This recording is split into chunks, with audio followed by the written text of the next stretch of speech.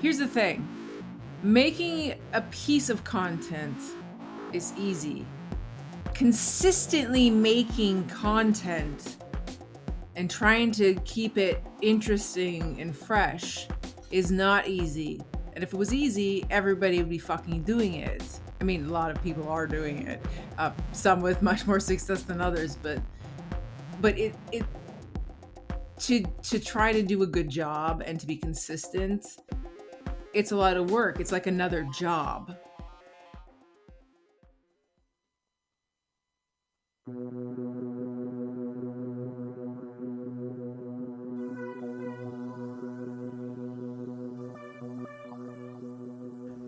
Hello, my friends. This is Wormhole Matt here, or just Matt, or just Wormhole, whatever you prefer. Thank you for joining us once again on the Wormhole Manifest Podcast. Today is a very, really great and interesting discussion with my friend Frankie, who is I don't want to say YouTuber, but she does have some really great content out there on YouTube. So you need to check that out. And I hope that you enjoy this episode, because I really enjoyed recording it and having this discussion on the different topics, mainly interview style, kind of going back to that and steering away from the average just chat about random things. So I hope you enjoy that. I did actually have questions. We start off, and it is pretty low-key, just general conversation, and then I get into the interview stuff to just pick Frankie's brain to find out some really good information and just what is motivating her to put out the kind of content that she does on YouTube. So I really hope you enjoy the discussions. Here's a quick disclaimer, though. So I'm going to throw that out there, and then we'll start the show. The Wormhole Manifest Podcast does not promote the use of illegal drugs or substances, but aims to educate for for harm reduction purposes. Okay. If you are going to indulge in use of any substance, be sure to learn as much as you can about it so that you can have the safest and most beneficial experience possible. If you are not sure if a substance that you may have obtained is what it is, wherever you got it from, there's a way to test your products so that you can make sure that it is, and that way it doesn't have any crazy stuff like fentanyl or whatever that's been all over the news. So you can go to dancesafe.org and you can get these reagent test kits, and they will tell you if you have something that is has other kinds of adulterants or fentanyl or whatever else, but it also tell you that, your substance is what it was advertised to be. We just want to make sure that you are safe out there, because you can't just simply tell people not to use stuff, but you can help with the harm reduction practice and get the word out so that people can be safe and still have a really great experience with these things. So check them out at dancesafe.org. Okay, on with the show. Enjoy.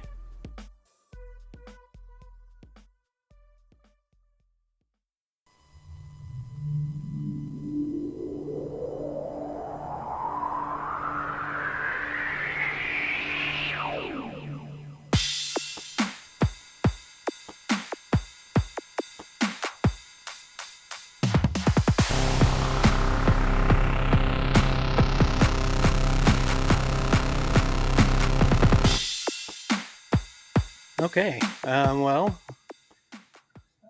have you, Frankie? Have you ever tried ketamine? No, I have not. I've heard people talk about it, but Yeah. have you? Are you on the ketamine journey? Well, I did it I tried it like 25 years ago, something like that, and had my little brief, experimentation with it. And I liked it back then. I thought it was pretty cool. Like it's like it's like taking an acid trip but condensed down into, instead of like 12 hours, you get like you do it in like 25, 30 minutes, but it's not that intense either. It's not it's a dissociative anesthetic, or cat tranquilizers. Is what the people have called it. But yeah, no, I've never done acid either. I've never done hallucinogenics. no So psychedelics or no, I think the closest is entheogens. MDMA a psychedelic? I don't think so. It's not like a classic psychedelic, but No. it can have psychedelic properties depending on how much you take. But yeah, no, I tend to stay away from them. They're not good for my mental health. I don't think they would be anyway. So I'm very weary well, I of guess that. the reason I bring it up is because I've been exploring it lately, and the thing that's different about that substance versus other more classic psychedelics is that, you know, it can it has first of all, it has a lot of uses. There's a lot of benefits to it in the world, and I've got like half a dozen sites saved that show the you know, all the potential uses from everything from mental health to, you know, all kinds of other you know, clinical uses and whatnot. As a recreational type thing, it can be problematic, like unlike classic psychedelics, like with mushrooms or LSD, you know, and some of the other ones, like the reset period for tolerance is very is long, so it makes people not want to do it like continuously. Unlike somebody does like coke or meth, you know, like they want to do it Oh again yeah. immediately, Yeah. and so that's what makes it addictive, because you can actually get more out of a stronger dose of those other substances. Ketamine kind of the same way, until you know, you either K-hole is what they call it, like you Yeah. kind of just go into this other dimension or whatever, uh and then come back. But like the again, the reason I bring it up is because I was doing a lot of research into it, and it seems like there's a lot of good benefits. They're doing active um, therapy with it now, you know. So like if somebody's suffering from like you know, the what is it, like clinic treatment resistant depression and anxiety and things like that, they can go in for like a ketamine infused therapy session, you know, No, and I've you definitely don't, heard good things about the research. yeah, like you don't go into the therapy and like snort a line of it, you know, like they actually, you know, inject you with it, and you know, so it's not as crude, but it's all like, and they, of course, when you're in therapy, you have it's a structured and Mm. safe setting, you know, for everything. But I wasn't looking into it for that reason. I just had wanted to try it again because it'd been 25 years, and I was Mm. like, all right. So I did about a year ago. I tried some, and then I waited, and I was like, yeah, it was pretty cool, kind of how I remembered it, you know. And then about 3 or 4 months ago, I was like, I'm gonna get some more of that, because I know it's a good combination with other substances like MDMA and whatnot. Mm. Um, and that's actually the best combo is with MDMA and a little bit of ketamine. Like that is like Hmm. I anybody I can, know that is a psychonaut, they will say that's like the best combo. It's yeah. like, So so I've MDMA, tried that, and it that's is cool. to be drug ignorant. MDMA is similar, like to Molly, right? That's just the other name for Molly.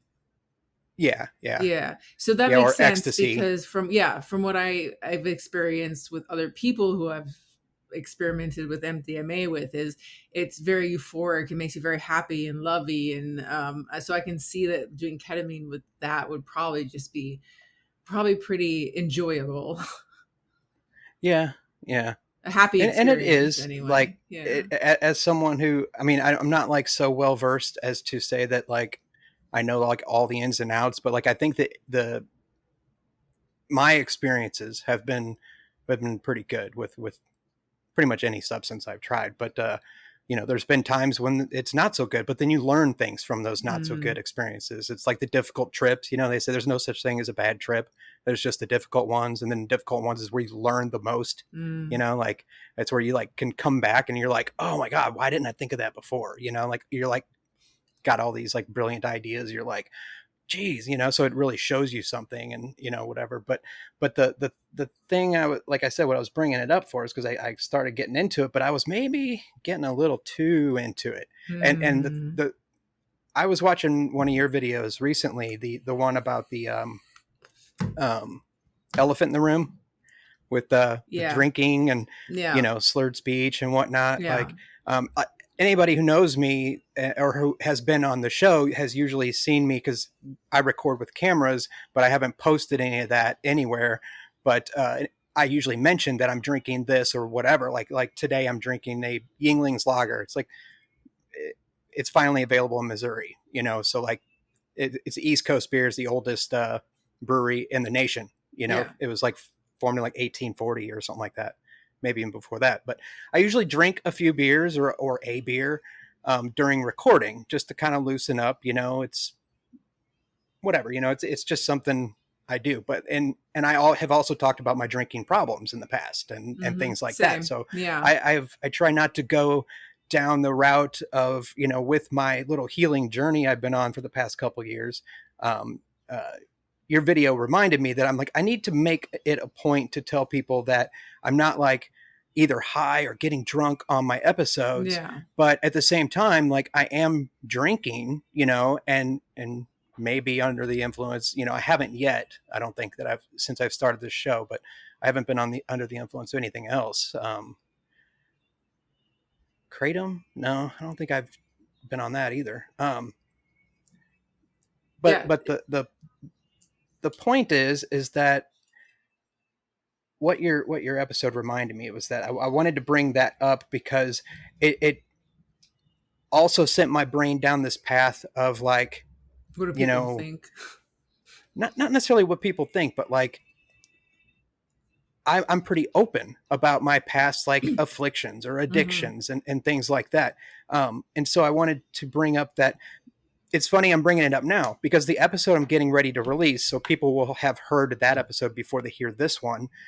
I got completely toasted, like flat out drunk by the end of the episode. And I don't even remember like signing off of the show. Oh, wow. Like, I was like, Blackout. And it was a spur of the moment recording. Like I was in the mood. I had already been drinking before I started recording. And I'm like, man, I need to record something. This is like, I was feeling good and I got in the zone. And then I got a friend of mine to come on, my friend Mario, the artist in Rogue, to come on and grace me with his presence during that fiasco of an episode that I'm still editing, by the way. It's a mess. But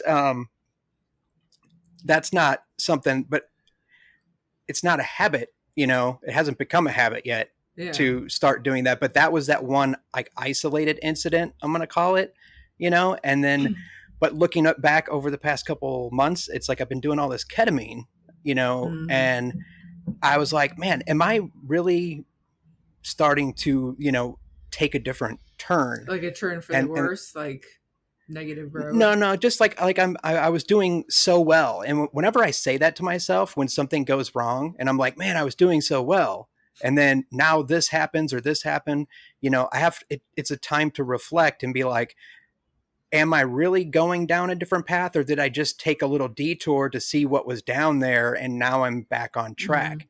I got to like analyze all the different aspects of it, because it's interesting, because I'm like, I do think I was doing really well, and I still think I'm doing really well, but it doesn't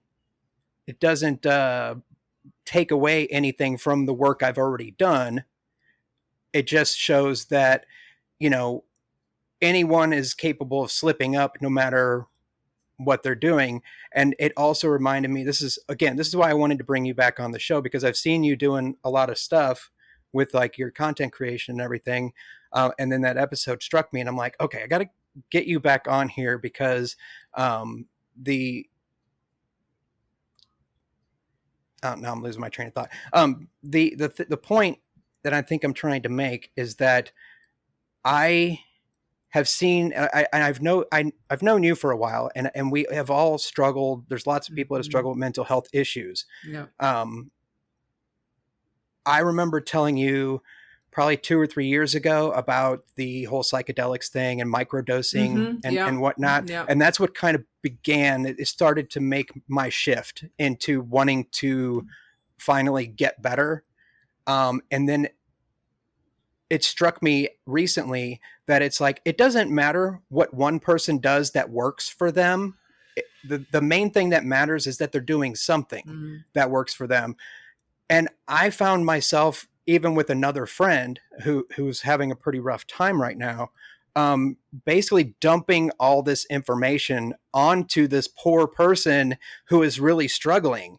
And when you are in that mind, and I remember when I was, you don't want to hear it. You don't want to hear the solution. You don't want to hear what's going to help you get better. It's like all the people telling me that the only way to lose weight is diet and exercise. Oh yeah. You know, yeah. like yeah. I'm like, I don't give a fuck about that. Like I was military for like 20 years. I exercised like all the time, except for when I didn't. And when I didn't, I was drinking and doing all these unhealthy things.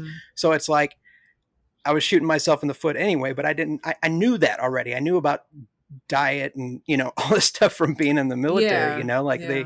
they want you to be healthy so you can go out there and do your job and complete the mission, you know? So, the thing is like, I started to reflect on that and I'm like, you know what? Cause I remember when I was telling you about like microdosing, I'm like, you should try it, you know, like you should try microdosing because it's what helped me. Yeah. But like, you know, people don't want to hear that. So I'm just wondering what like your perspective is on that a little bit, as far as like trying to help other people once you've, because that's what I kind of feel like. I feel like I've gotten better to a point where I'm like, I really want to help people out. You know, I want to show people what things have done for me, but I realize that not the same thing's going to work for everyone.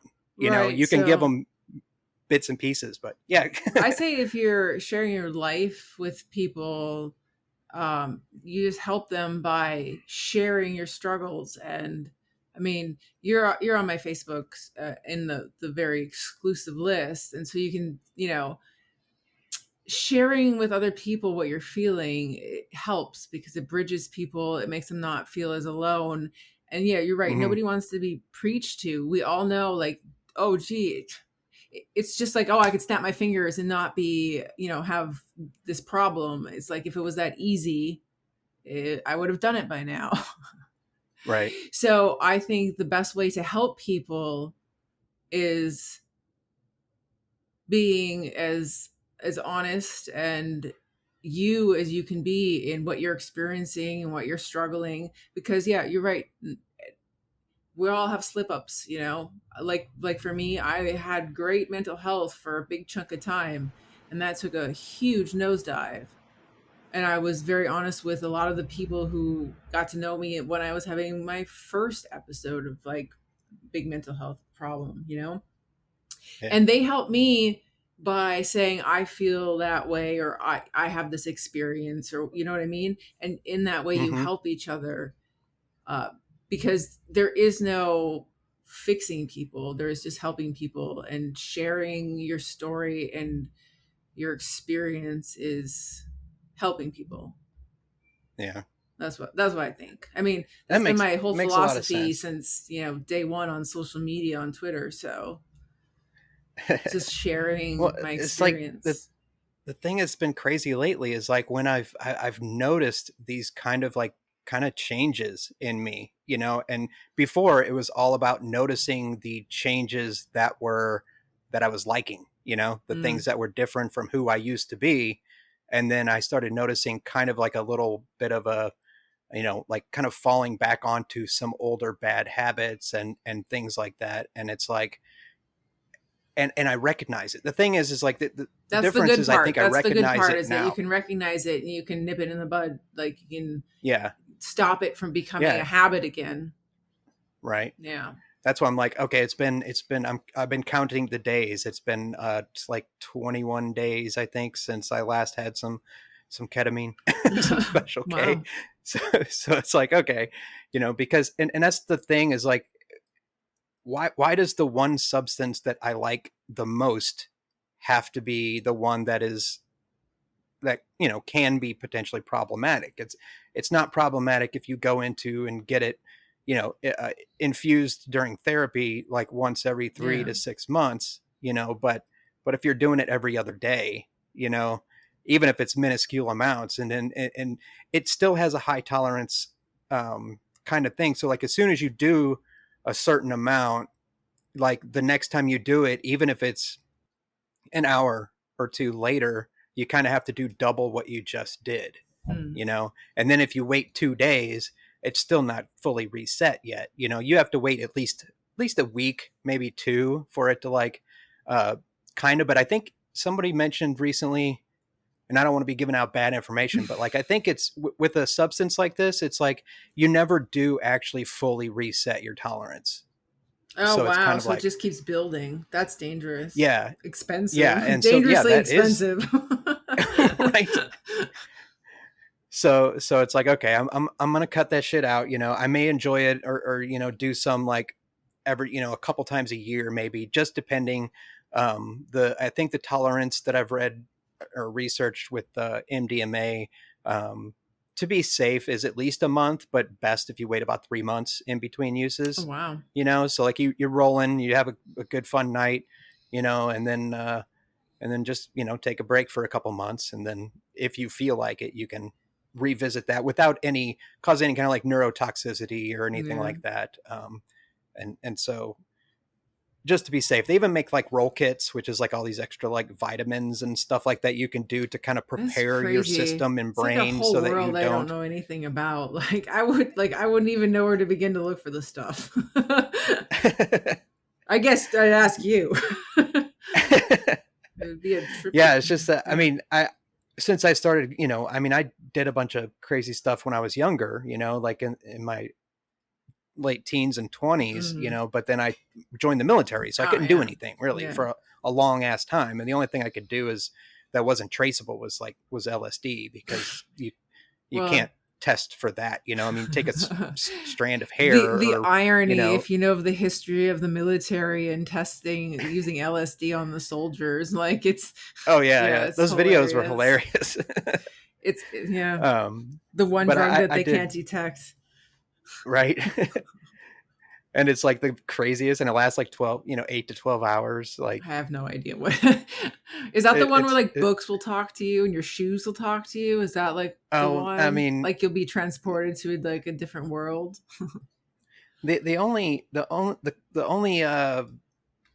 closest, I don't know if you ever seen the movie Fear and Loathing in Las Vegas Oh yeah, with Johnny Depp. And yeah. there's one scene where the special effects kind of captured almost perfectly what the visuals, what the visual side of, or visual Okay. effects side of Yeah. LSD is like, is when he's in the hotel, you know, he's Hunter S. Thompson, he's in the hotel and he looks at the carpet and it has this floral pattern, and then it starts kind of moving around and stuff.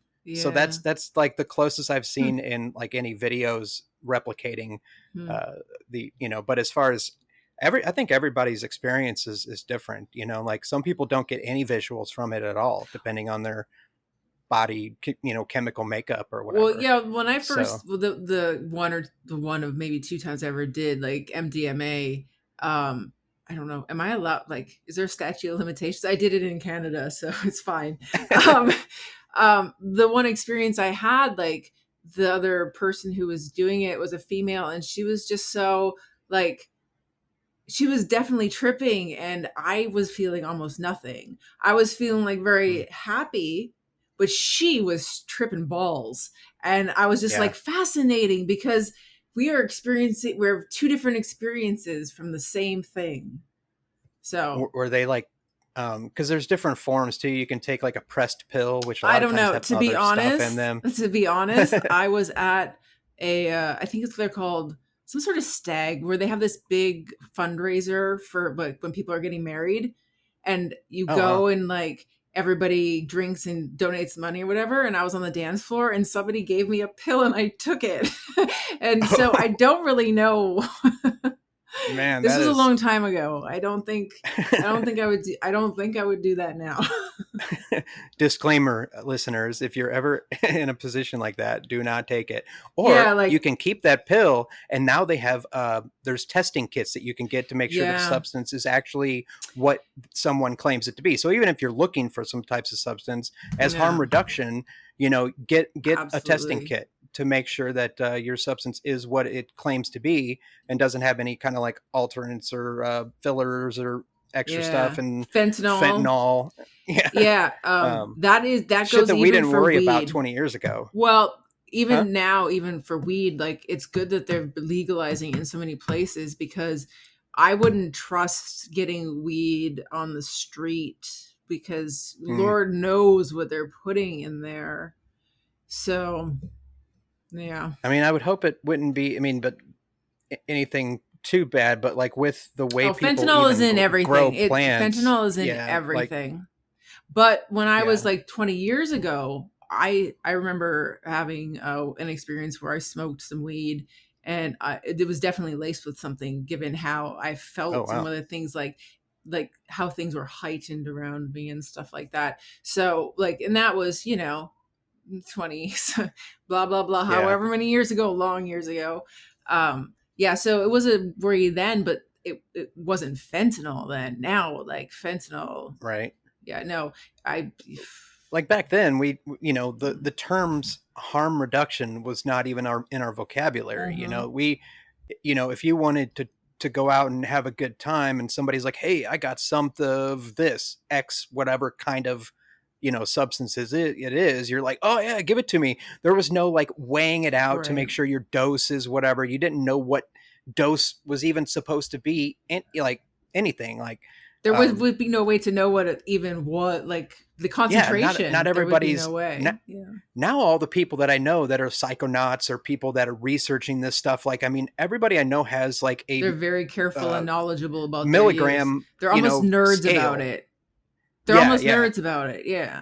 Because they're so into like the science behind it and everything. Like Mhm. watching like Hamilton's Pharmacopoeia, the Vice show that you can see on YouTube or Amazon Prime now. Like that dude is so into the science behind all the psychoactive chemicals that like he goes on these rants like during the middle of the show while they're showing things being produced in like some underground lab. Hmm. He's like talking about like all the different aspects of this, this carbon's attached to this and you Yeah, they're filter this through scientists. this, so, Yeah. all this stuff. So like, yeah, I mean, he's Yeah. literally a scientist and studying this stuff. And he has a podcast too that, he interviews all these famous people that were, not famous like celebrities, but people that are in the world of psychedelics that founding fathers of a lot of these different substances and what they did. Most of them are chemists, so that's why they Yeah, were that able makes to sense. synthesize a Yeah. lot of these different things and get them, get them Yeah. out there. But Yeah.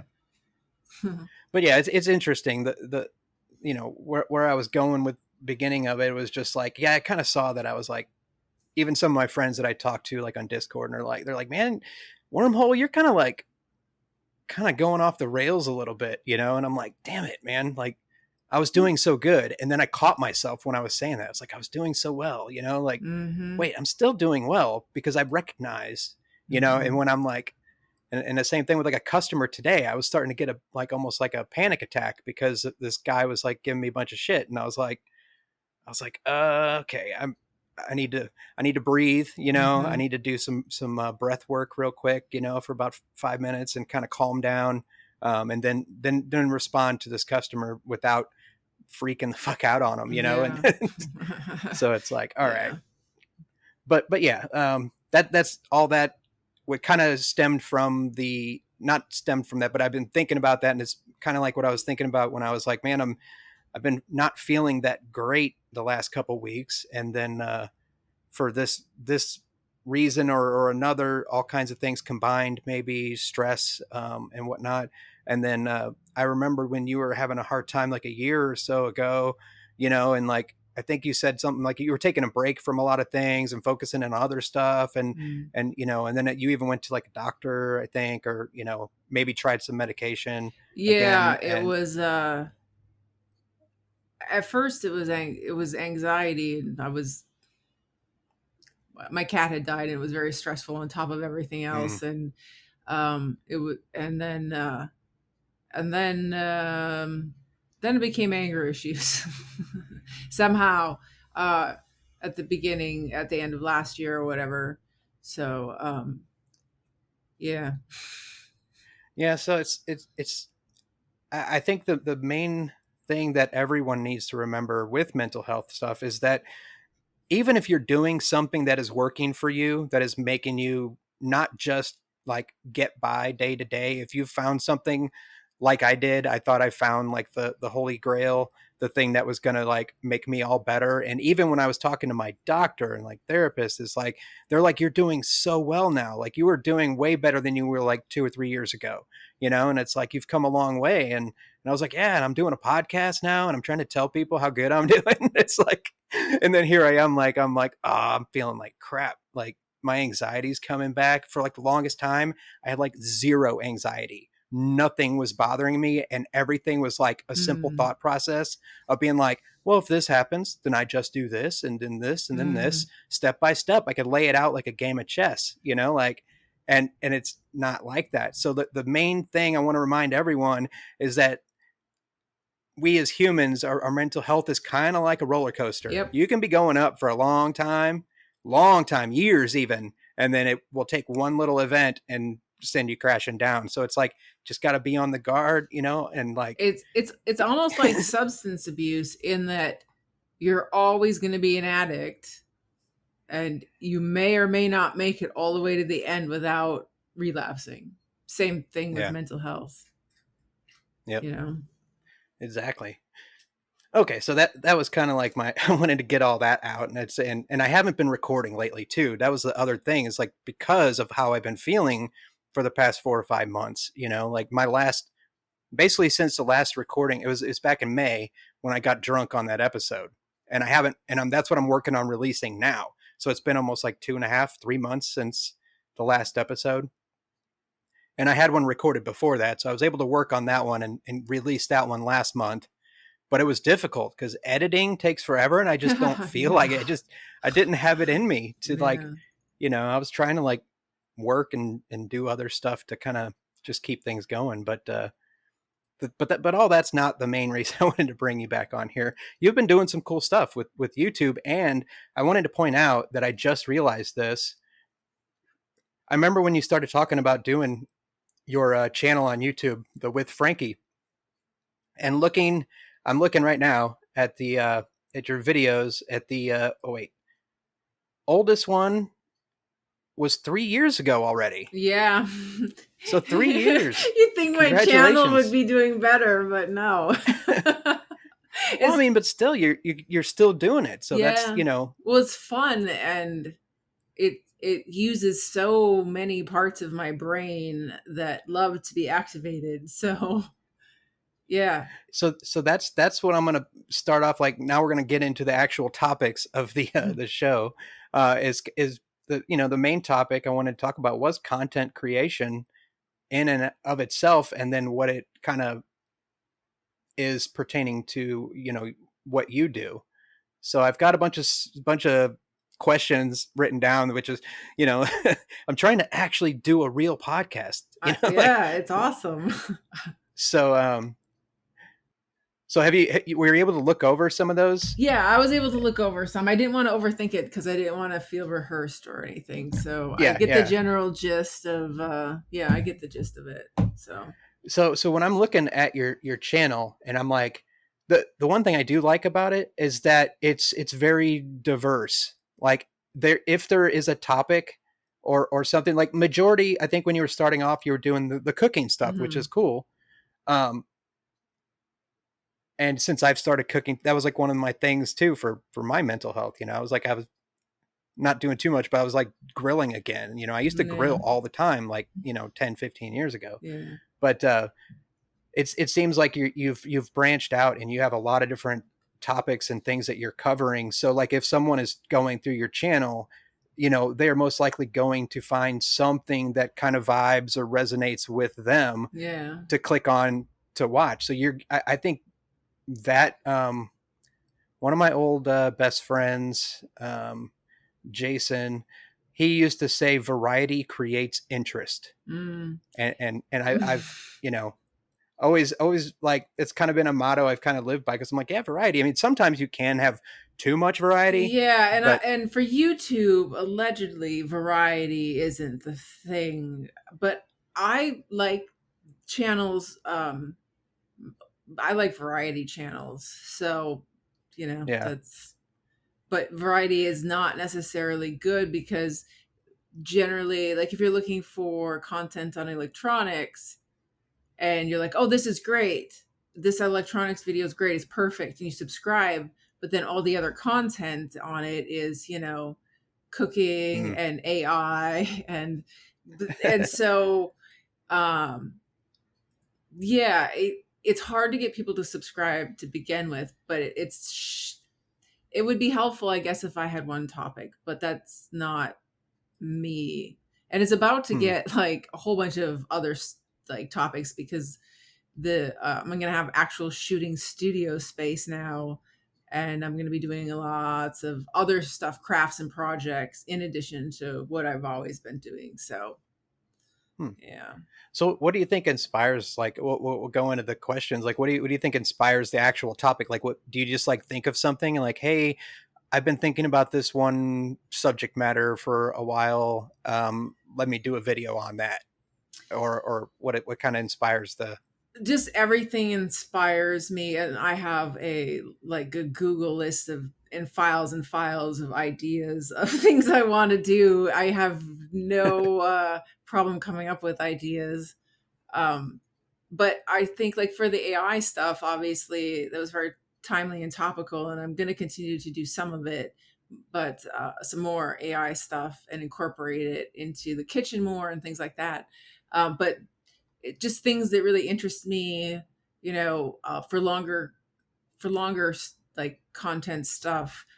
For instance, I'm been researching now for a while in cellular agriculture, which is like Hmm. synthetic meats Oh and yeah. stuff like that. And so that's something I've been, listen to podcasts, and I listen to a lot of podcasts. And so sometimes it's like, oh, this thing is really interesting that I just heard about. I want to learn more about it. And when I learn more about things and I get excited about things, I want to share it with people, and I want other people to learn what I just learned or know about the thing I just found out about. And so that's what really drives all my content for the most part. Sometimes it's just like fun, weird ideas I come up with, or, I watch quite a bit of YouTube in general. So, like, sometimes one of the creators I watch inspires me for like an idea that I have spun off from what they just did that's different, but like watching them made me think of this project I could do that would be amazing, kind of thing. So, Hmm. Well, that's cool.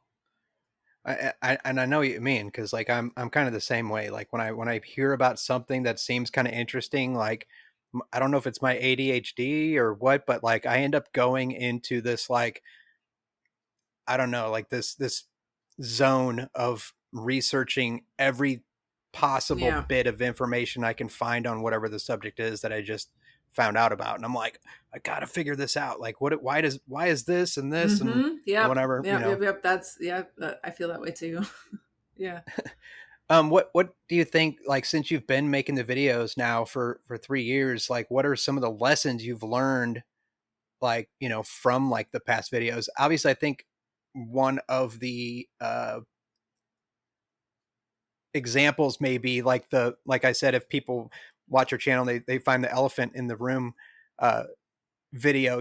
Like I find I figured, or I think, I don't know, maybe I'm just assuming, but it seems like that's something that you learned from either listening or reading comments or other people, and so you had to make a video about that quick subject Yeah. to make Yeah. sure.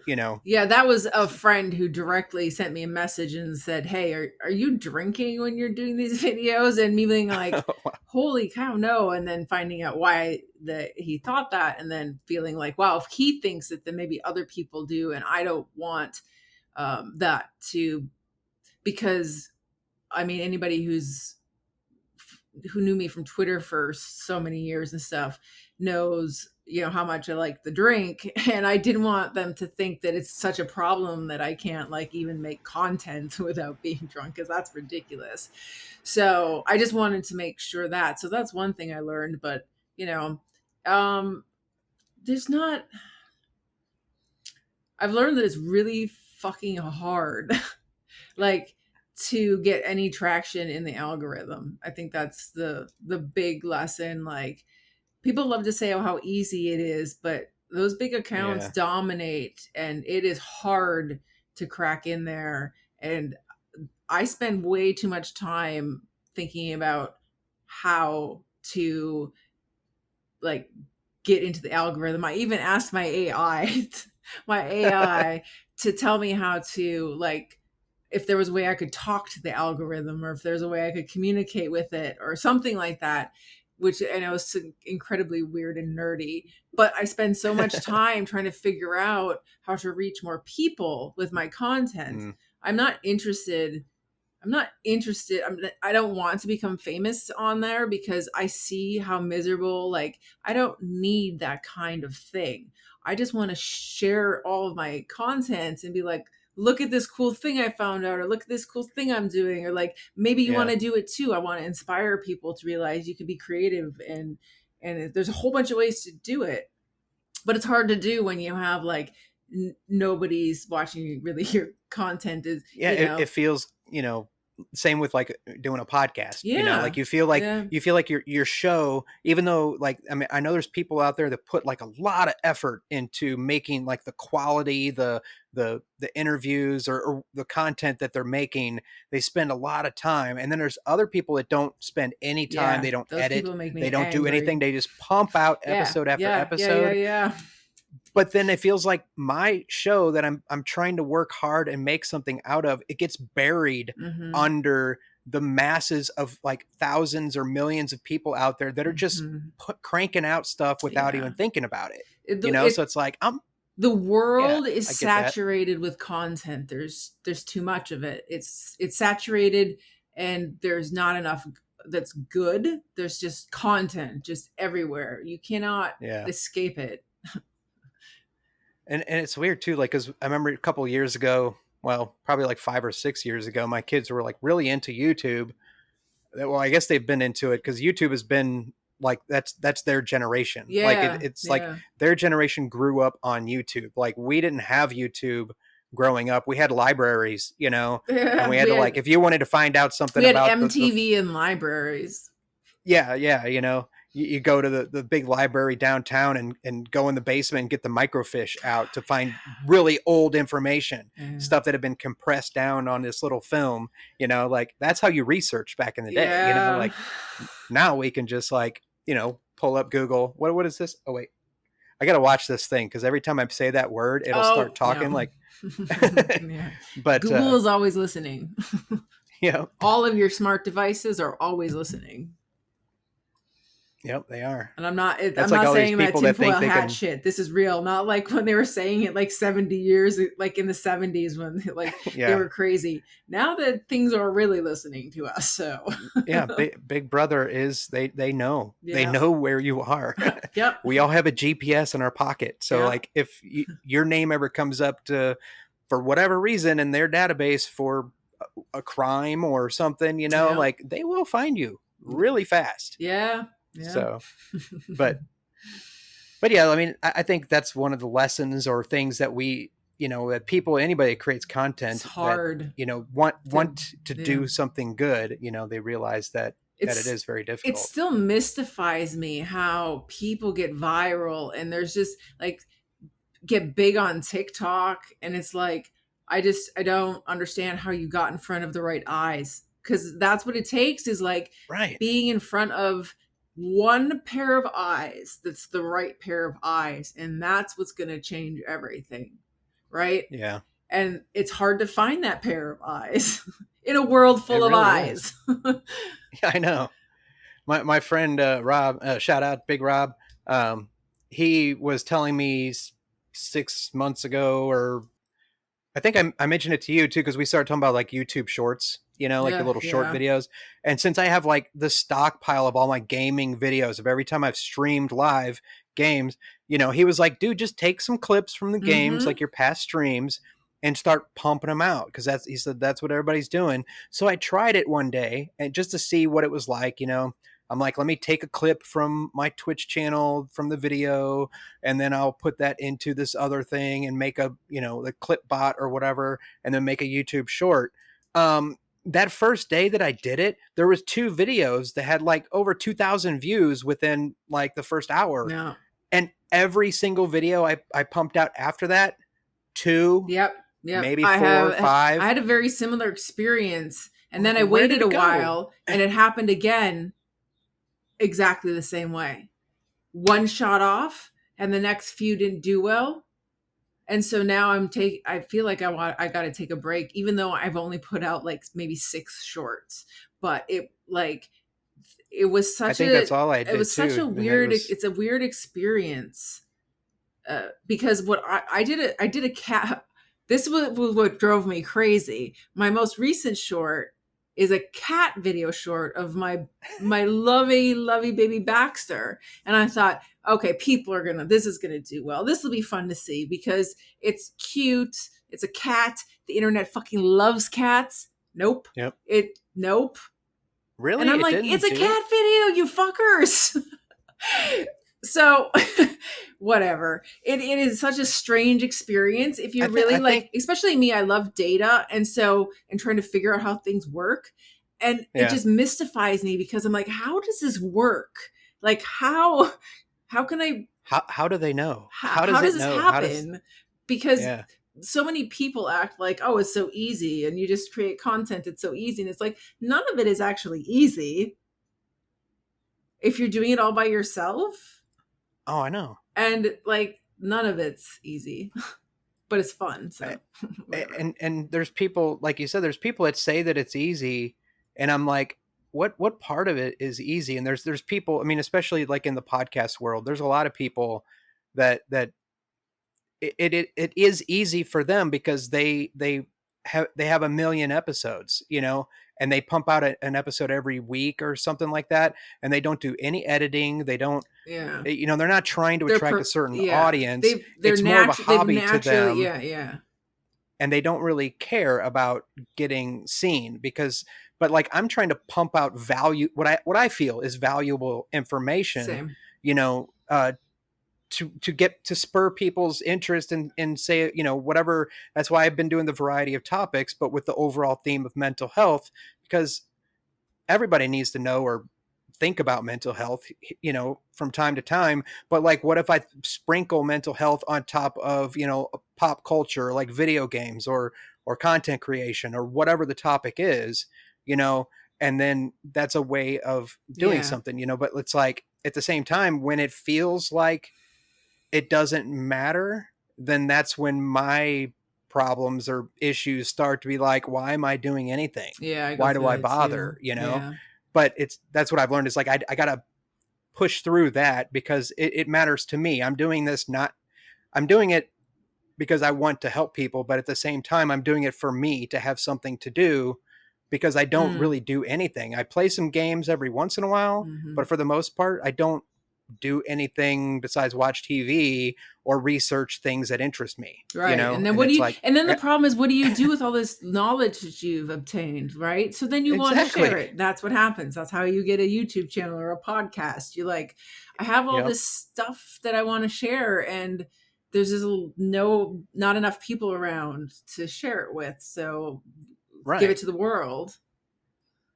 Yeah. And that's, it's the same thing. Like, we don't have to dig into this one, but it was like, what kind of audience are you trying to reach? Mostly it was a question, but I think that's... Well, I mean, my audience is definitely intelligent people who have a sense of humor. Well, this is my ideal audience. All right. Intelligent people who have a sense of humor and a love of learning new things, and, don't mind me providing some of that, right? Like, that's my ideal audience. I don't know who my audience is now. It's not very many people, as far as I know. It's probably my dad and some of my closest friends on Facebook, my mom, my brother, and my sister-in-law. Like, so that's my audience now, and they all fit pretty much, in most cases, that criteria of like my desired audience, is because my friends are smart people who are inquisitive and love to learn. And so that's just naturally why my friends would be my audience. You just gave me like an idea because like since I don't really I adjusted my mic. You gave me an idea. You made me think that like I should start doing some podcast episodes in the future with the intention as if I was sharing information, like whatever my subject matter is, with like my past family, like like the family that's no longer here in this plane of Telling them existence. about like what this world is like and what you learned today about the Yeah, world. Yeah. I'm gonna have to write that down. Alternatively, you could make yourself an AI friend and you could have a whole conversation. They Oh, do geez. really good voice AIs now too. You could have a whole conversation about a topic that you like with AI, which might be good for like one episode. Um, though from my experience, not a lot of people are looking for AI content yet, given how little people have watched the series that I spent a lot of time on. And the AI thing is interesting. I was like seeing something for like I guess it's like a bot or like an AI thing for like you can like design your perfect like anime girlfriend Oh or yeah, yeah, something yeah. like No, I that. think one of my And I was like, episodes. what? Well, there is, yeah. I'm going to be doing one episode on weird AI in hopefully soonish, I guess. And yeah, there's definitely that kind of AI out there. But also, if you watched, there's one video I did about AI art, and there's one you can create your own I think. anime porn. It was one of my more recent ones Oh yeah, where didn't you have like the links and stuff? I think I yeah, remember. yeah. I think it was the one where then I interviewed my friend Nick Twist, who's an artist in New Jersey, and David DiMatteo, who's an artist in Wisconsin. So it was like a collaborative project. But yeah, I mentioned in there about that not safe for work image Yeah, generator yeah. that you can create your own like anime porn with. I didn't try it. I just know what I've heard about it. So, but Well, yeah. here's what I thought of when I first heard or when I saw like I think I was scrolling on the like the Play Store for apps or something, and I saw like a little advertising. So I clicked and I read the little description for the app, and it was like saying like, yeah, you can do all this. If you're lonely, you can Oh yeah. create this person to talk to you and stuff like that. But the first thing that I thought of, and I don't know if you've seen it, but or watched the show Archer. Oh, I That fucking love Archer. Yeah. well, like the one in the first several seasons, there's the like the kind of the mad scientist dude Krieger, Yeah. who has a hologram anime wife that is I guess built on AI or something. But like that's what I thought of. I'm like, hey, that's Krieger's wife. Like you're gonna. Yeah. Um, So like it was just funny. Archer is the cartoon I watch before I go to bed. Yeah. I didn't understand. Like I thought it got canceled or like it ended like probably 8 years ago or something like that. But apparently they were still making it. So I put all the rest of the episodes on my Plex server. I Mm. went and got them and put them on there so that I could watch them. And I never seen past like season 4. And then I was like, It uh, gets weird. it is really It weird gets now. I real have no weird. idea what's really going on. It's like in some weird alternate like Mm-hmm. reality or something. They were on like like in the past, like Okay, that one. 1920s Okay. Hollywood, Yeah. and then they There's were on like, an island yep, for a whole yep, season. yep, yep, yep. And And I'm then they like, were what's like, go? yeah, yeah. So I think that's where I just ended was like where they're on an island and now they're Well, in we're space. almost in this. Okay, I think I've done seen that one. We're almost in the same place because I only recently started watching Archer, and so that's why I love it. It's new to me. I want to watch it all over again. Um, but we're almost in the same place because I know what's going to happen very soon because I just watched it. Oh, Like, geez. yeah, this like within this last week. I Um, watched like one episode every at least one episode a week, I would say, and then like maybe sometimes I'll watch another episode because at this point I'm like so confused. It's still hilarious, and yeah, I love the it'll make sense. characters. It'll make sense. Yeah, it'll make sense eventually. I promise. I It just promise. it was at the end of one of the seasons. Well, I'm probably giving it spoilers. People don't want to hear spoilers, but Well, I mean, what is the moratorium or whatever it is on, like, because oh yeah, it's how been it's out for been so out for long. a while. Well, actually, wait, not that long. Actually, not as. It was me and my friends were talking about it before I Oh retired shit. from the military, and I think that was like they were on like season 2 Okay, back in so like 2014 or yeah, 15. but it's still. I didn't know they were still making it. Honestly, that's makes me happy right now. Um, who's your favorite? Who's your favorite? Who's your favorite? Um, what in the first several seasons it was like Cheryl or Carol Cheryl or Tuns, yeah, Judy they kept Greer's messing. character. She is Yeah, like so out she's there, like so crass. It's wonderful. yeah, just insane. I Yeah, don't know, like it, but it awesome at the same time. yeah. Just saying the right twisted thing at the right time that makes absolutely no sense regarding the situation they're in. Yeah, that's awesome. But they're all pretty cool though. Krieger was kind of crazy and out there. Yeah, he does some weird Um, shit. He's a yeah, creepy. Well, he's an ex not he's a Nazi scientist, right? That's yeah. his background. So yeah, he's into a lot of weird experimentation. And then of course Lana. Ugh. Lana's amazing. Yeah, well, I mean, she's the boobs, so She got that attitude and yeah, just like yeah, take no BS from yeah, Archer or anybody else. yeah. Um, yeah, good show. So what did I already ask you? What other types of content? Oh no, what other types? I think you did kind of answer it. What types of content do you consume on like YouTube, like the same Oh, platform as what you're? well, it's a variety of things, and if anybody is really interested in the full list, I actually have on my website www with frankie.net under the recommendations. I've got all of the YouTube channels that I find most. It's like my recommendations for, like, if you're not going to watch my content, then these are the people who are fantastic. It's a pretty good list. It's definitely growing. Um, but I will yeah. put it in the.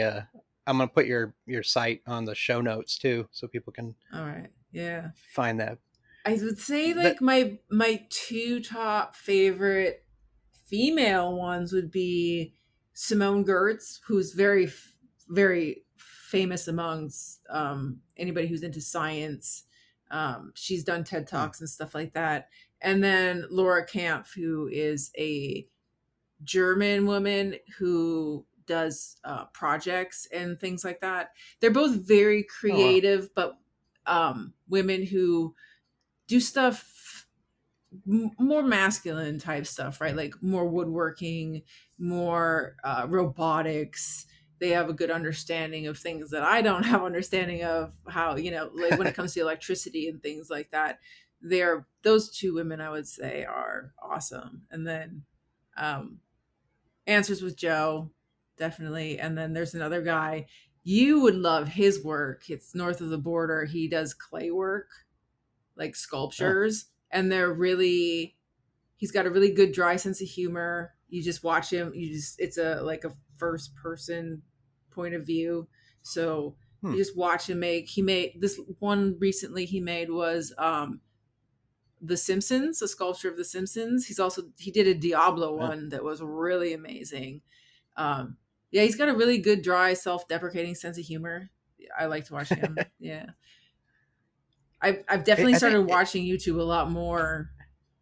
I since just you've It's started hard. creating, Well, yeah, and then even or more now because it's just like there's a lack of anything really good when it comes to programming for the most part. There's a couple hmm, shows, but I don't want to burn through them, so I try to make it like I watch the show on Sundays. Like old school. Remember when we were kids and like you only had that choice to wait once a week to right, watch your favorite show. right. So I do that, but then it leaves me with all this, like, so I spend a lot of time learning and watching things on YouTube. I think it's what's interesting about YouTube is that the I don't know if it's I know it's changed a good bit since it was first introduced. But like when it first came out, it seemed like it was the place to just find funny random Yeah. videos, you know, like it was just weird stuff that you can't find anywhere else. Like you said, you're not going to find it like on a streaming service or whatever, you know, like Netflix or the Yeah. other ones. But like back then, what I started finding was that most people are, I guess, the content creators of the time of like the early, let's see, mid 2000 mid early 2000s, like was all these people that like whenever I had a question about how to do something or how to fix something, then YouTube was usually my first place to go to figure out how that is done or how to do It's it. still that. Because Yeah. and it is still that, but so much more Oh, yeah. too, you know, like I Such mean now high you can, quality stuff. There's some such yeah, amazing quality stuff on there. like even like documentaries and Yeah. things that are, you know, the film quality is amazing. Like I will say that like one of my a good companion to a psychedelic trip is one of the 4K drone videos that go on for like 8 hours. There's like Uh, 8 hours of drone video at 4K. And when you're like looking at the, you know, the Swiss mountains or, you know, yeah. places in Norway and all this stuff, it's just amazing looking, you know, like you can just see all these places that you've never been to in real life, or even if you were there, it wouldn't look as clear as this video is because at the 4K quality, you're just like, even not Yeah.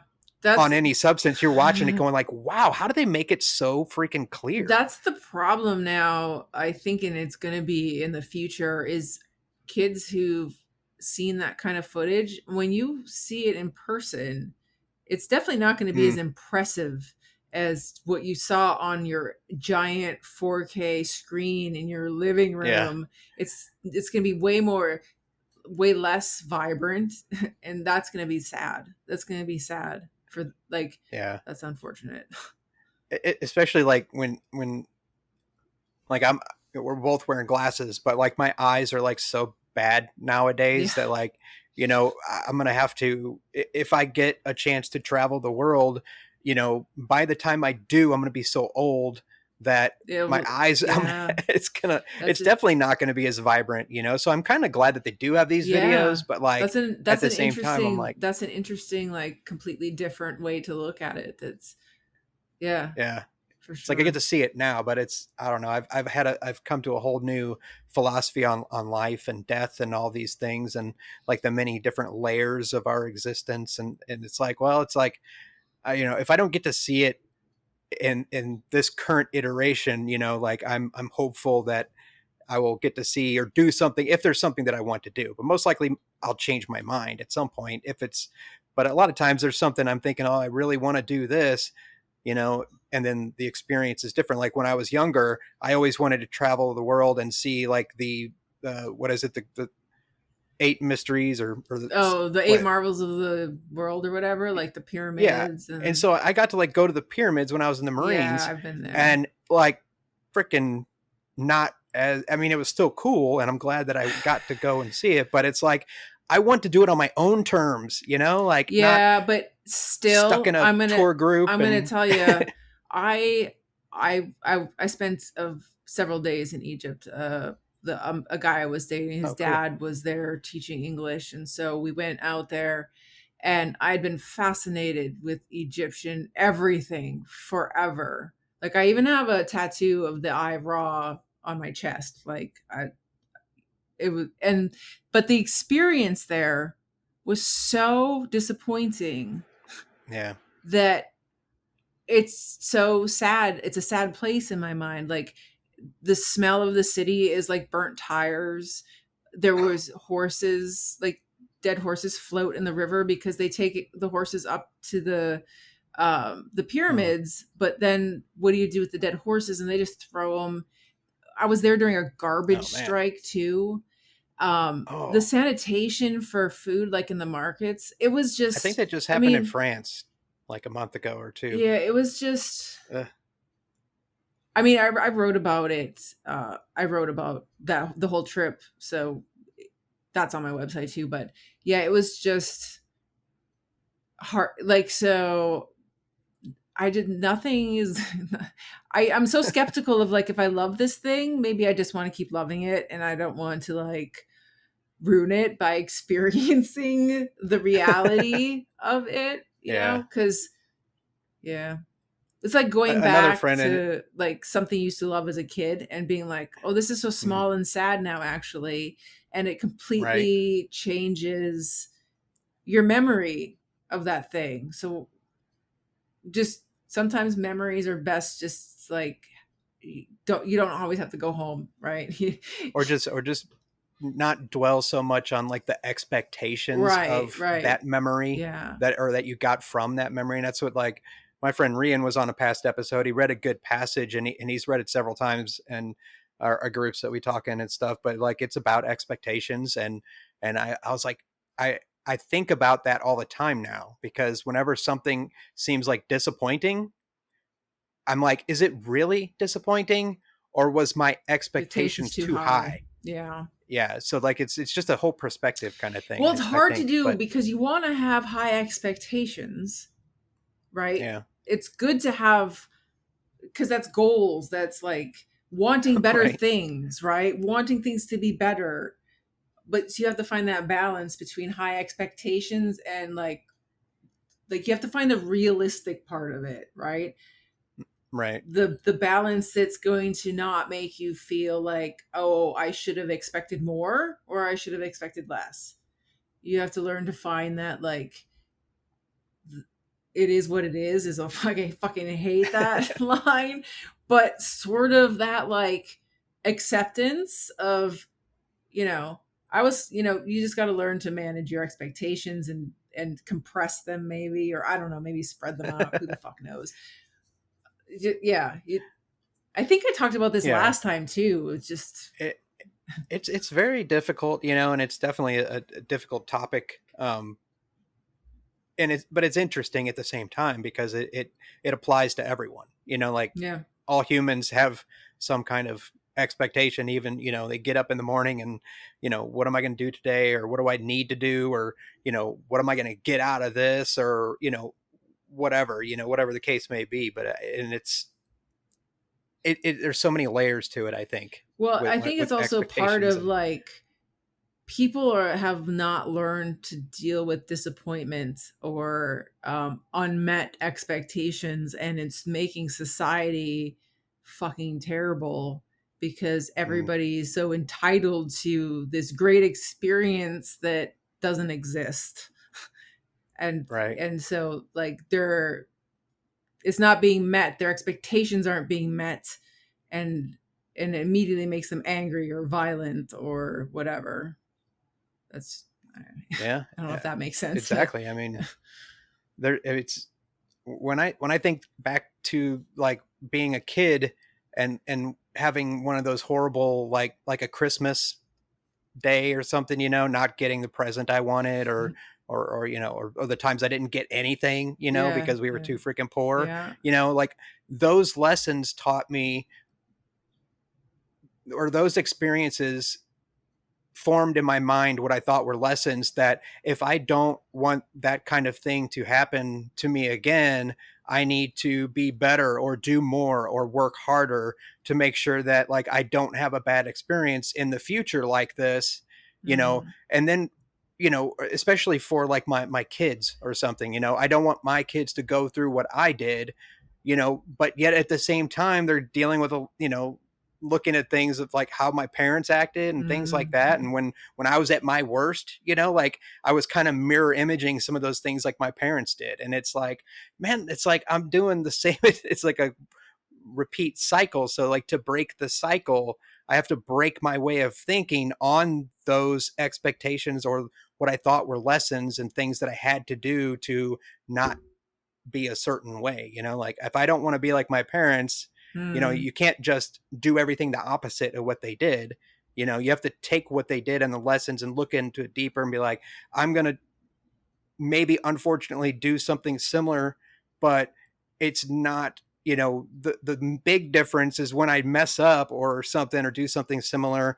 The thing is like my parents never apologized for any Right. of those things. Yeah. So what I will do is approach my kids when I do something, when I fuck up, and be like, look, I am really sorry. I didn't mean for that to happen like that. You know, it just happened because it's like some stuff gets hardwired in, you know, and it's like, you don't know how to act sometimes. And no matter how many times I'm like, I don't want to be like my parents or let my kids go through that. It, you know, the shit happens. And so like, but I gotta be better than that and take the extra step and be like, look guys, I didn't mean for that. So Already what you know, makes like our generation different than the one that raised us is that you are able to like acknowledge all of what you just said, because that generation that raised us was just exactly like that. Oh, my parents did this, so I'm going to just go the complete other direction and not find a yeah, balance and also you talk to your kids about, a lot, like probably more than your parents talk to you about any fucking thing. If, if your parents were anything like all of our parents were. Yeah. So yeah. you're already It's not, that you're already so awareness. much not your parents that I think you're good. I think you're safe. Yeah. Yeah. But I can still be better. And that's the goal. Like, I think my Well, that's goal the is purpose of to life. push the boundaries, you know, That's like what we're here for. Is just become better. gotta, That's you know, the whole meaning of life. Doesn't have to be anything more than every day just be better than the day before, and don't be too hard on yourself if you haven't been able to achieve that, but just keep trying. right. Yeah. And there's, you know, there's like acceptance and all that. And like, if something happens, it happens, it, you know, but you gotta,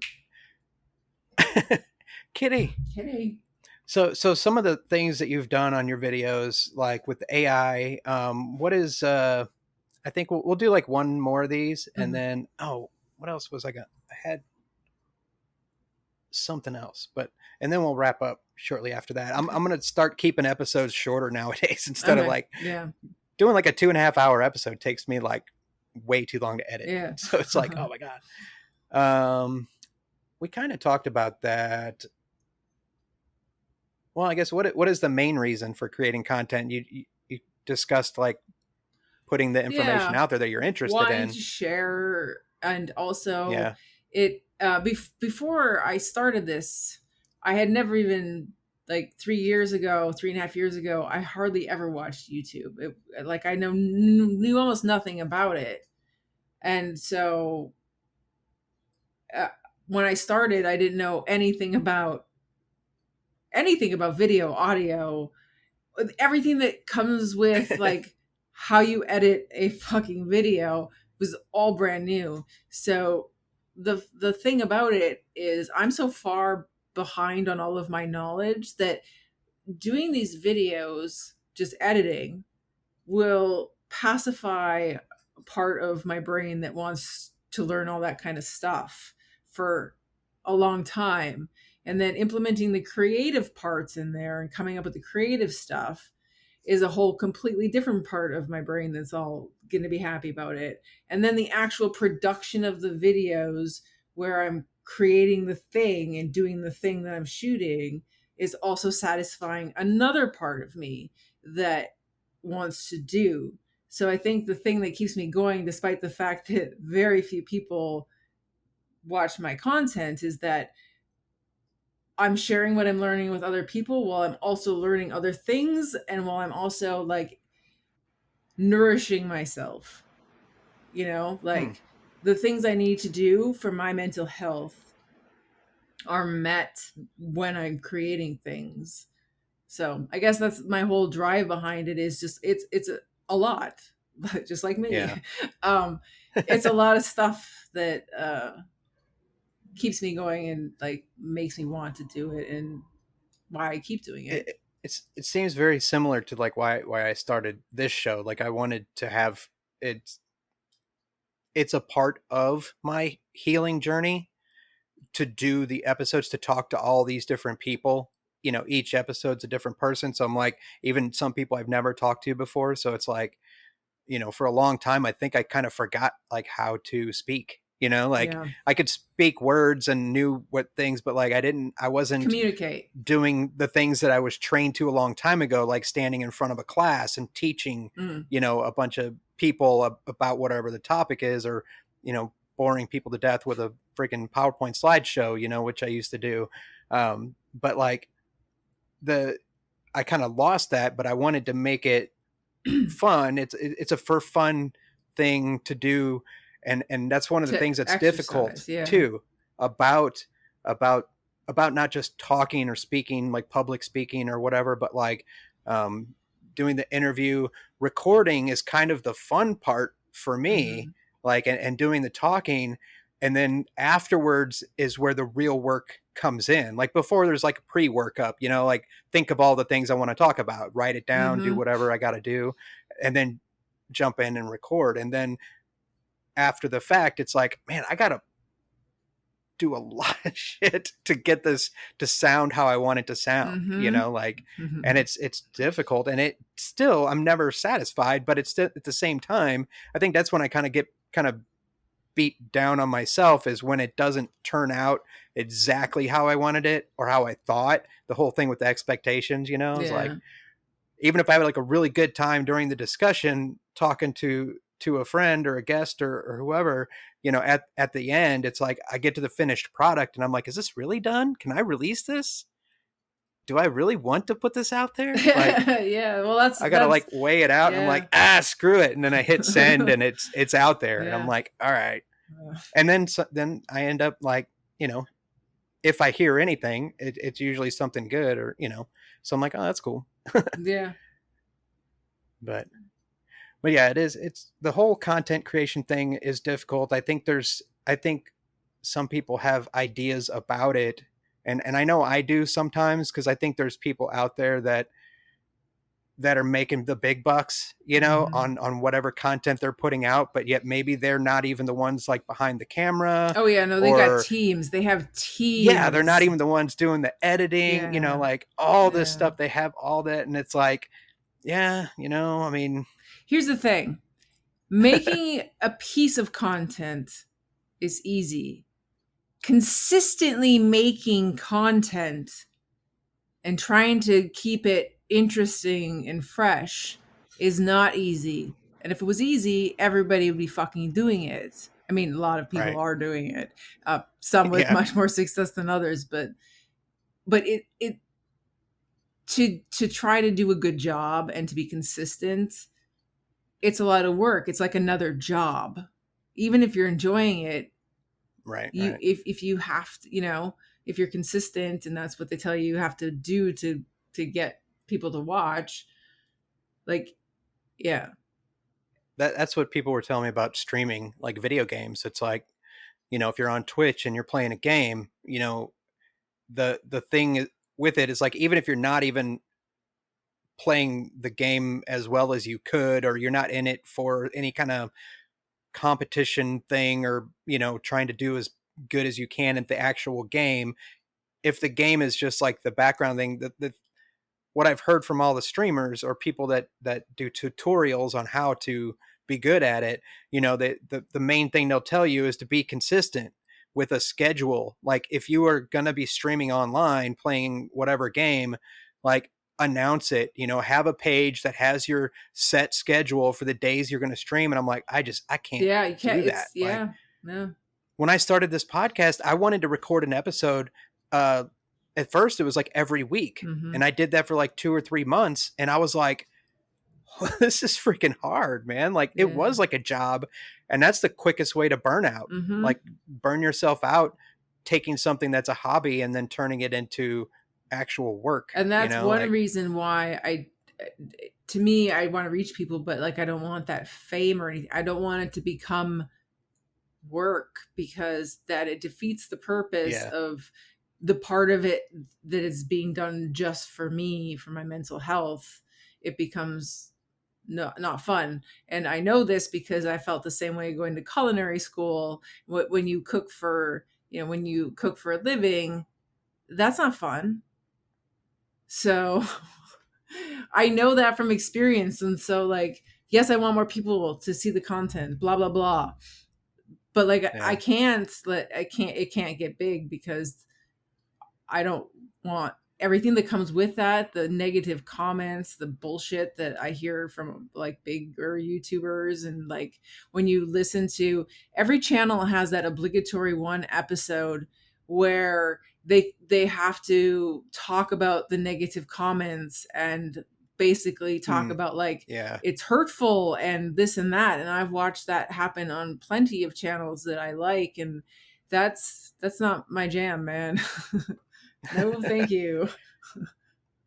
It's just, yeah, it seems like it's just a lot to deal with the people, like you said, with the people that do make it, like make it into their job and or whatever. It's like, and I've the same thing I've heard about streamers, you know, people streaming games, they face burnout and all the negative comments and then all the hate and And all this stuff coming all at the them hate, for yeah. whatever reason. And Yeah. it's like, man, that sucks, man. Like, people suck. Like, Yeah, yeah, like, and that's the fucking problem. and it's just like anything though. Like when you are doing something that you're putting yourself out there for potentially millions of people to Yeah. see, the more people that see it, like the more, you know, More, you may get a mhm. lot of people that like it, but it's going to be with the difference in people, the different kinds of people out there. Like there's always going to be people that hate for no something, and you for no know? reason, sometimes just because they Yeah. want to, because Yeah. some people cannot deal with their own issues and they have to project it onto other Right. people with horribleness. Like the people that can't just scroll by a comment on social media, you know, they have to put their 2 cents in no matter what it is. Yeah. And it's this little blurb of negative whatever Yeah. BS. And then everybody's like, why did you even, you don't need to be like that. Like, do you not see? It's like, it's ironic. They just don't see it. And I don't read think my feed. maybe, I think there's some people that see that they are being an asshole and they're doing it purposefully with an intention to be like that. But I think a lot of people are just an asshole and they don't think about, that they're doing it. They don't see that aspect of it or that perspective. Yeah. So it's like, how do we just mass educate people on how to not be an asshole? You know, like education. You know how this country loves education, so it's not going to happen. Oh man. Jeez.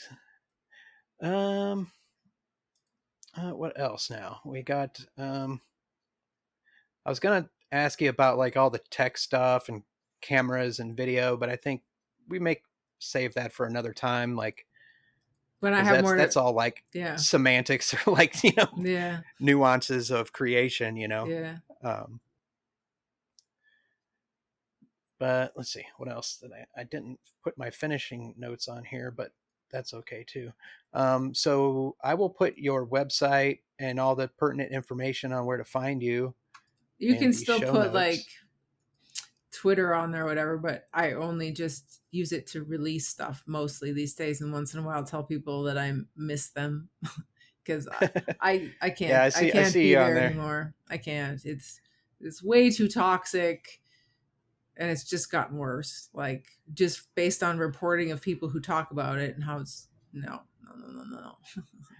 Yeah, it's changed quite a bit. I think I've kind of got my feed kind of how I like it, but there's some stuff that is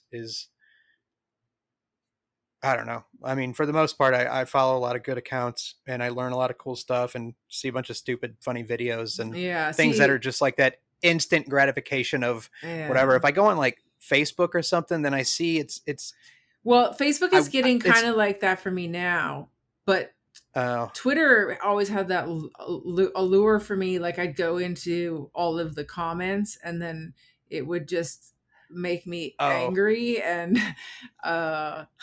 that happens occasionally with me, but for the most part, I don't open or read replies or responses. I just read the initial and I'll can't help myself, man. Or retweet. The morbid curiosity, and then it's just a terrible feeling. I don't know. Leaving Twitter has been very liberating for me. I miss so many people there who have not followed me onto any other platforms or, you know, haven't been communicating with me, but it has been so good for my mental health. Well, that's good. I mean, and like I said at the beginning of this, is like what works for one person is not Mm-hmm. necessarily for everyone. Like for me, that's kind of like the only place I feel like I have left, besides like the few Discord groups that I have. When I go on like Facebook, it's all family, not even really family, but it's like other people that, or even coworkers, past Oh, coworkers. see, I cut out a ton of people, but it's still too messy for me to, if I think I tainted it like 10 years ago. Like Facebook, like, and all the people I knew in real life that I was friends with on there, yeah, you tainted like it with that for sure. Yeah. Mine is yeah, just like, mostly, almost entirely people from Twitter. mm, And nobody, like, I've got family members on there obviously, but like nobody else from my past really, like only my closest friends who, and only like yeah. two, and they don't even use it, right? So it's yeah.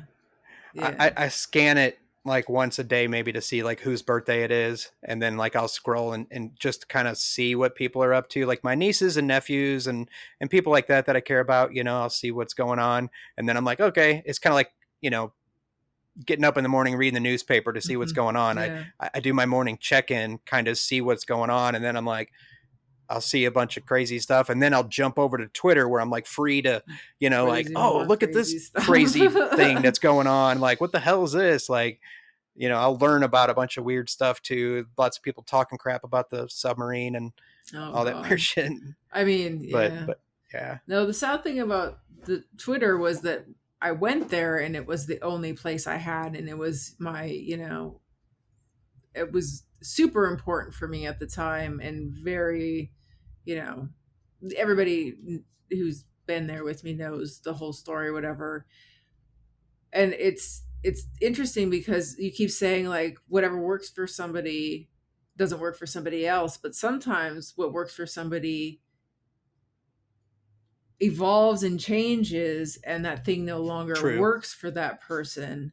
And that's the Right. important part of the journey, is to be able to recognize that this thing that saved my life, my mental health, is no longer it's no longer serving me in the same way.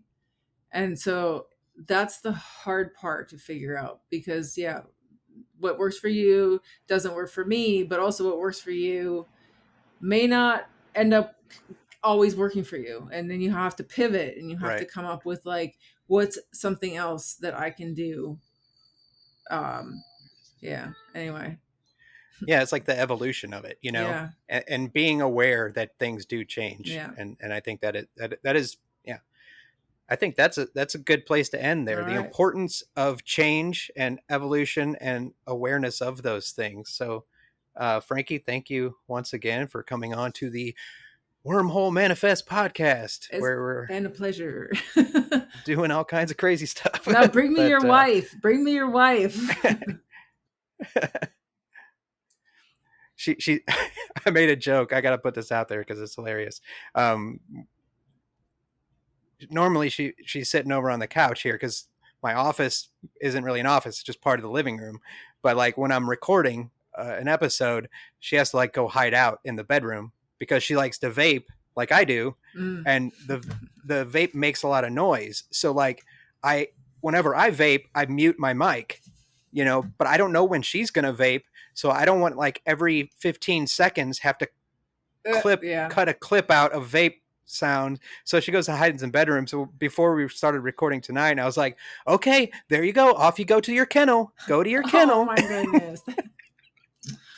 Oh, She about smacked me. So yeah, she's lovely as always. of course. But yeah, thanks again. Everybody go check out the Frankie's YouTube With Frankie. with Frankie. Cooking, learning, making, growing, creating, and doing With all of the Frankie. things Doing it with with Frankie. Frankie. But yeah, congratulations. 3 years. That's Mm, pretty good. thanks. I don't know when I started the show. Maybe it was 2 years ago, but Yeah, it was about a year and a half or so, 2 years. yeah. But I've only the first like 3 months was episode after episode, and then after that it's like one episode a month if people are lucky. But yeah, yeah, I think that's it. I shout out Rob earlier. Do you have anybody you want to shout out? Just we shout out Rachel. Yeah, shout out Rachel.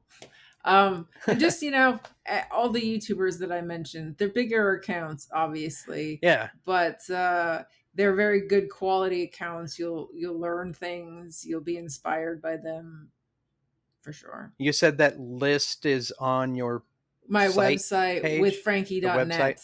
Yeah. And under the more and favorites and recommendations, there's a bunch of stuff there. There's the podcasts, and then specific episodes, and then film, TV, and series that I watch, and then my recommended video games because I like the games. So, all right, man, I need to play some games. I haven't played in forever. I hear good things about Starfield. I'm very excited.